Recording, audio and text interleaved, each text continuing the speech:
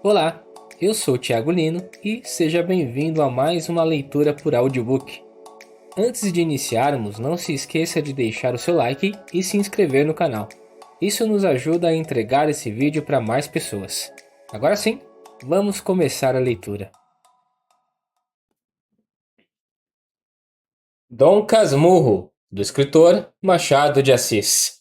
Capítulo 20: Mil Padres Nossos e Mil Ave-Marias. Levantei os olhos ao céu, que começava a embruscar-se, mas não foi para vê-lo coberto ou descoberto. Era ao outro céu que eu ergui a minha alma, era o meu refúgio, ao meu amigo, e então disse de mim para mim: Prometo rezar mil Padres Nossos e mil Ave-Marias se José Dias arranjar que eu não vá para o seminário. A soma era enorme. A razão é que eu andava carregado de promessas não cumpridas. A última foi de 200 Padre Nossos e 200 Ave-Marias, se não chovesse em certa tarde de passeio ao Santa Teresa. Não choveu, mas eu não rezei as orações. Desde pequenino, acostumara-me a pedir ao céu os seus favores, mediante orações que diria, se eles viessem. Disse as primeiras, as outras foram adiadas, e à medida que se amontoavam, iam sendo esquecidas. Assim cheguei ao número 20, 30, 50. Entrei nas centenas e agora no milhar. Era um modo de peitar a vontade divina pela quantia das orações. E além disso, cada promessa nova era feita e jurada no sentido de pagar a dívida antiga. Mas vão lá matar a preguiça de uma alma que a trazia do berço e não a sentia atenuada pela vida. O céu fazia-me o favor, eu adiava a paga. Afinal, perdi-me nas contas. Mil, repeti comigo. Realmente, a matéria do benefício era agora imensa. Não menos que a salvação ou o naufrágio da minha existência inteira. Mil. Era preciso uma soma que pagasse os atrasos de todos. Deus podia muito bem, irritado com os esquecimentos, negar-se a ouvir-me sem muito dinheiro. Homem grave, é possível que estas agitações de menino te enfadem? Se é que não as achas ridículas. Sublimes não eram. Cogitei muito no modo de resgatar a dívida espiritual. Não achava outra espécie em que, mediante a intenção, tudo se cumprisse, fechando a escrituração da minha consciência moral sem déficit. Mandar dizer sem missas ou subir de joelhos à ladeira da glória para ouvir uma, ir à Terra Santa, tudo o que as velhas escravas me contavam de promessas célebres, tudo me acudia sem se fixar de vez no espírito. Era muito duro subir uma ladeira de joelhos. Devia feri-los por força. A Terra Santa ficava muito longe. As missas eram numerosas. Podiam empenhar-me outra vez a alma. Capítulo 21. Prima Justina. Na varanda, achei Prima Justina passeando de um lado para o outro. Veio ao patamar e perguntou-me onde estivera. Estive aqui ao pé, conversando com a dona Fortunata e distraí-me. É tarde, não é? Mamãe perguntou por mim? Perguntou, mas eu disse que você já tinha vindo. A mentira espantou-me, não menos que a franqueza da notícia. Não é que Prima Justina fosse de Biocos. Dizia francamente a Pedro o mal que pensava de Paulo e a Paulo o que pensava de Pedro. Mas, confessar que mentira é que me pareceu novidade. Era quadragenária, magra e pálida, boca fina e olhos curiosos. Vivia conosco por favor de minha mãe e também por interesse. Minha mãe queria ter uma senhora íntima ao pé de si e antes parenta que estranha. Passeamos alguns minutos na varanda, alumiada por um lampião. Quis saber se eu não esquecera os projetos eclesiásticos de minha mãe e, dizendo-lhe que eu não, inquiriu-me sobre o gosto que eu tinha à vida de padre. Respondi esquivo. Vida de padre é muito bonita. Sim, é bonita. Mas o que pergunta é se você gostaria de ser padre, explicou rindo. Eu gosto do que mamãe quiser. Prima Glória deseja muito que você se ordene, mas, ainda que não desejasse, há cá em casa quem lhe meta isso na cabeça. Quem é? Ora, quem? Quem é que há de ser? Prismo Cosme, não é? Que se importa com isso? Eu também não? José Dias? Conclui. Naturalmente. Enruguei a testa interrogativamente. Como se não soubesse nada, prima Justina completou a notícia, dizendo que, ainda naquela tarde, José Dias lembrara a minha mãe a promessa antiga. Prima Glória pode ser que, em passando os dias, vá esquecendo a promessa, mas como há de esquecer se uma pessoa estiver sempre nos ouvidos, zás que darás, falando do seminário?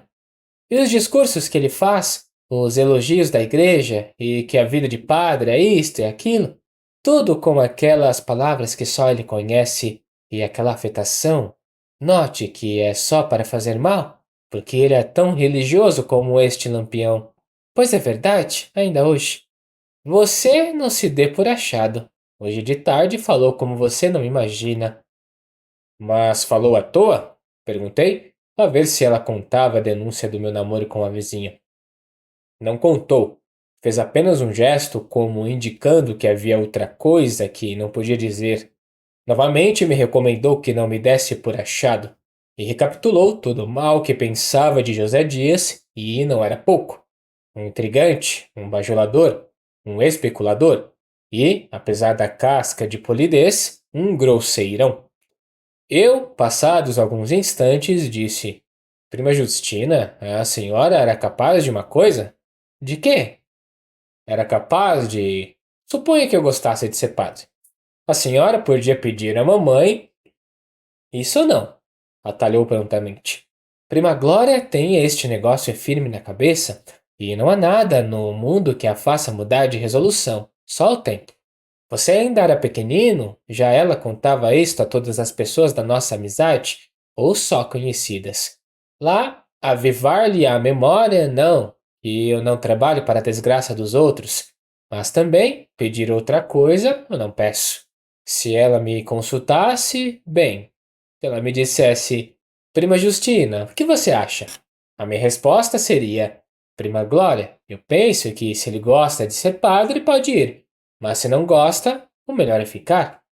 É o que eu diria e direi se ela me consultar algum dia. Agora, ir falar-lhe sem ser chamada, não, isso eu não faço. Capítulo 22. Sensações alheias. Não alcancei mais nada, e para o fim, arrependi-me do pedido. Devia ter seguido o conselho de Capitu. Então, como eu quisesse ir para dentro, Prima Justina reteve-me alguns minutos, falando do calor e da próxima festa da Conceição, dos meus velhos oratórios e, finalmente, de Capitu. Não disse mal dela, ao contrário, ensinou-me que podia vir a ser uma moça bonita. Eu, que já a achava lindíssima, bradaria que era a mais bela criatura do mundo se o receio me não fizesse discreto. Entretanto, como prima Justina se metesse a elogiar-lhe os modos, a gravidade, os costumes, o trabalhar para os seus, o amor que tinha a minha mãe, tudo isso me acendeu a ponto de elogiá-la também. Quando não era com palavras, era com um gesto de aprovação que dava a cada uma das asserções da outra, e certamente com a felicidade que devia iluminar minha cara. Não adverti que assim confirmava a denúncia de José Dias, ouvida por ela à tarde, na sala de visitas, se é que também ela não desconfiava já. Só pensei nisso na cama. Só então senti que os olhos de prima Justina, quando eu falava, pareciam apalpar-me, ouvir-me, cheirar-me, gostar-me, fazer o ofício de todos os sentidos. Ciúmes não podiam ser. Entre um pirralho de a minha idade e uma viúva quarentona não havia lugar para ciúmes. É certo que, após algum tempo, modificou os elogios a Capitu e até lhes fez algumas críticas. Disse-me que era um pouco trêfega e olhava por baixo, mas, ainda assim, não creio que fossem ciúmes. Creio antes. Sim, sim, creio isto. Creio que Prima Justina achou no espetáculo das sensações alheias uma ressurreição vaga das próprias. Também se goza por influição dos lábios que narram. Capítulo 23. Prazo dado. Preciso falar-lhe amanhã, sem falta. Escolha o lugar e diga-me. Creio que José Dias achou desusado este meu falar. O tom não me saíra tão imperativo como eu receava, mas as palavras o eram, e o não interrogar. não pedir, não hesitar, como era o próprio da criança e do meu estilo habitual, certamente lhe deu ideia de uma pessoa nova e de uma nova situação. Foi no corredor, quando íamos para o chá. José Dias vinha andando cheio de leitura de Walter Scott, que fizera a minha mãe e a prima Justina. Lia cantado e compassado. Os castelos e os parques saíam maiores da boca dele, os lagos tinham mais água e a abóbada celeste contava alguns milhares mais de estrelas centelhantes. Nos diálogos, alternava o som das vozes, que eram levemente grossas ou finas, conforme o sexo dos interlocutores, e reproduziam com moderação a ternura e a cólera. Ao despedir-se de mim, na varanda, ele me disse: Amanhã, na rua, tenho umas compras que fazer. Você pode ir comigo? Pedirei à mamãe. É dia de lição? A lição foi hoje. Perfeitamente. Não lhe pergunto o que é. Afirmo desde já que é matéria grave e pura. Sim, senhor. Até amanhã. Fez-se tudo o melhor possível. Houve só uma altercação. Minha mãe achou o dia quente e não consentiu que eu fosse a pé. Entramos no ônibus à porta de casa. Não importa, disse-me José Dias. Podemos apear-nos à porta do passeio público? Capítulo 24. De mãe e de servo. José Dias tratava-me com extremos de mãe e atenção de servo. A primeira coisa que consegui logo que comecei a andar foi dispensar-me o pajem. Fez-se pajem, ia comigo à rua. Cuidava dos meus arranjos em casa, dos meus livros, dos meus sapatos, da minha higiene e da minha prosódia. Aos 8 anos, os meus plurais careciam, alguma vez, da desinência exata, e ele a corrigia. Meio sério para dar autoridade à lição, meio risonho para obter o perdão da emenda, ajudava assim o mestre de primeiras letras.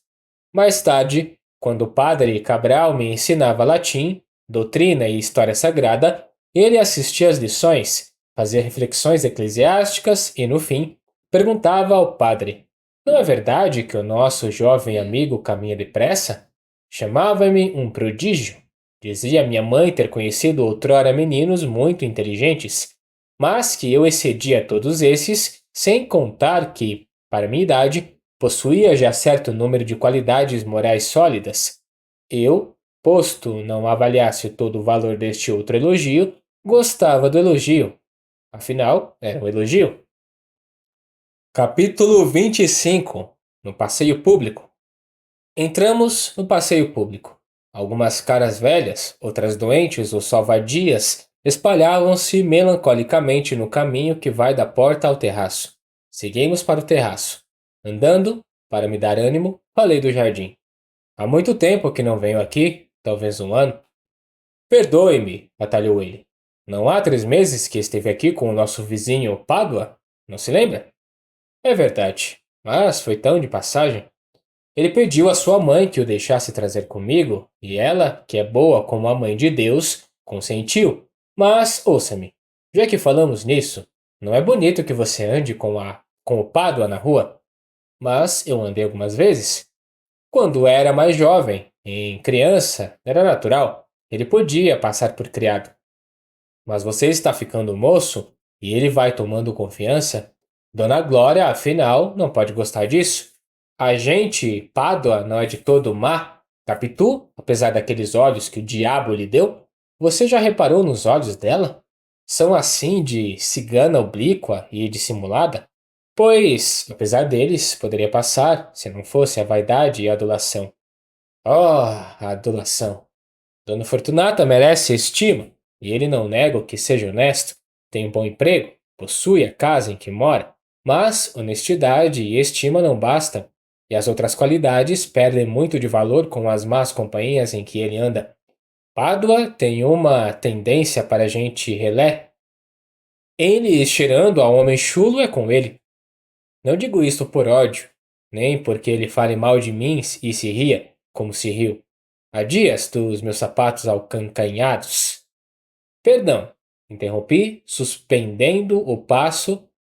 Nunca ouvi que falasse mal do senhor, pelo contrário, um dia, não há muito tempo, disse ele a um sujeito em minha presença, Que o senhor era um homem de capacidade e sabia falar como um deputado nas câmaras? José Dias sorriu deliciosamente, mas fez um esforço grande e fechou outra vez o rosto. Depois replicou: Não lhe agradeço nada. Outros de melhor sangue me têm feito o favor de juízos altos, e nada disso impede que ele seja o que lhe digo. Tínhamos outra vez andado, subimos ao terraço e olhamos para o mar. Vejo que o senhor não quer senão o meu benefício, disse eu depois de alguns instantes.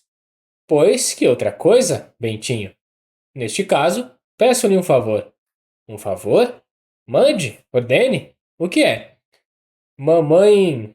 Durante algum tempo não pude dizer o resto, que era pouco e vinha de cor.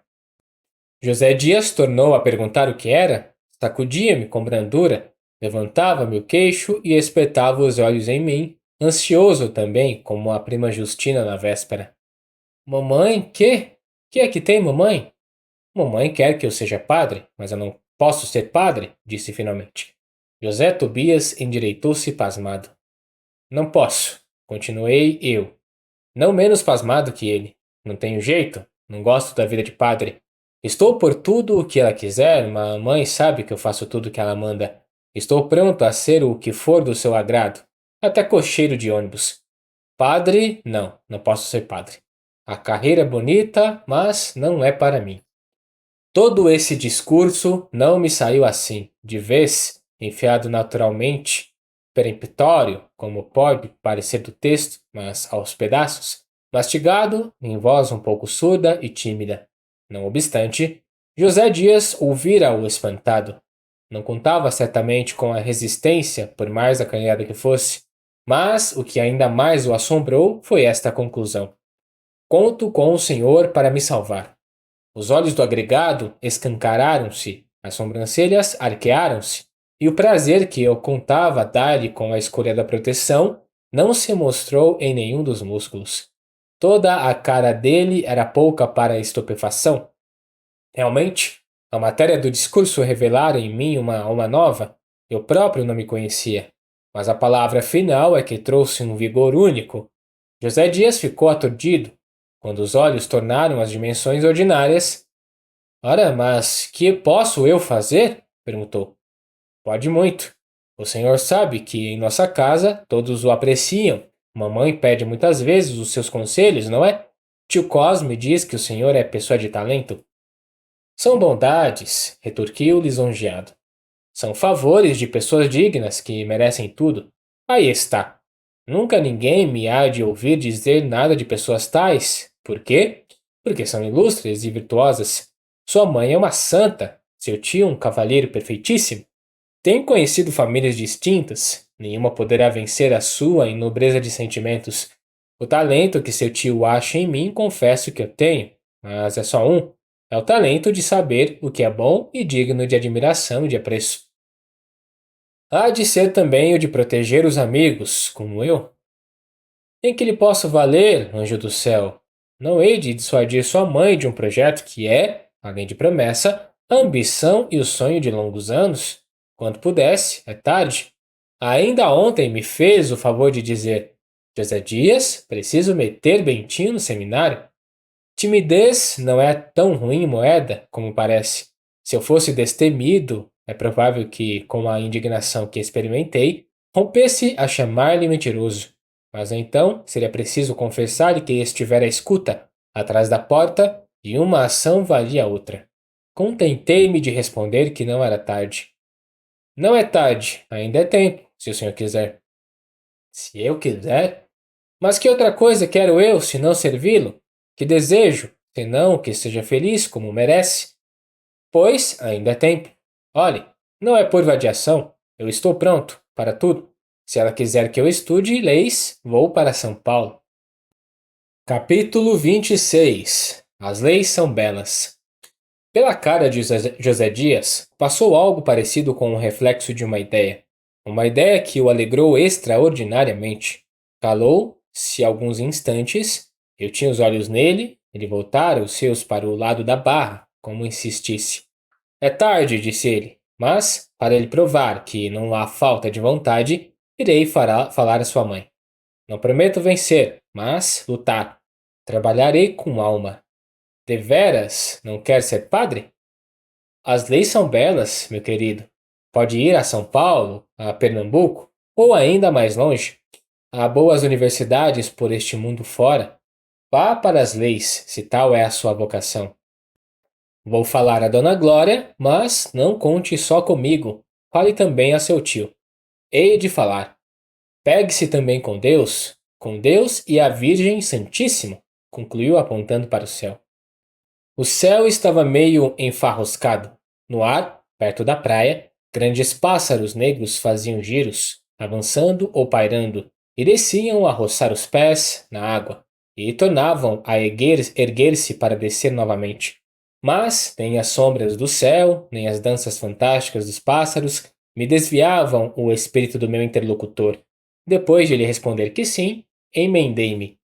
Deus fará o que o Senhor quiser. Não blasfeme. Deus é dono de tudo. Ele é, só por si, a terra e o céu, o passado, o presente e o futuro.